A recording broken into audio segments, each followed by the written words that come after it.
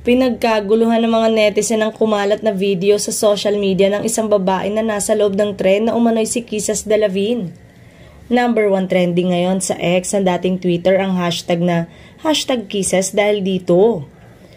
Kuha umano ang video last April 2024 sa New York City, United States. Former PBB Lucky 7 housemate si Kisses Delavigne spotted in New York City last April 2024. She is now living in St. Paul, saad sa post ng Kapamilya Online World.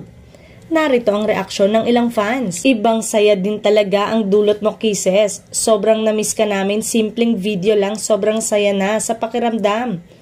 Siya ba yan? Sana bumalik ka na, Kisses. Hiling ng iba na sana'y bumalik na ito sa showbiz. Si Kisses ay 22-year-old at nakilala ng madla sa 2016 Pinoy Big Brother.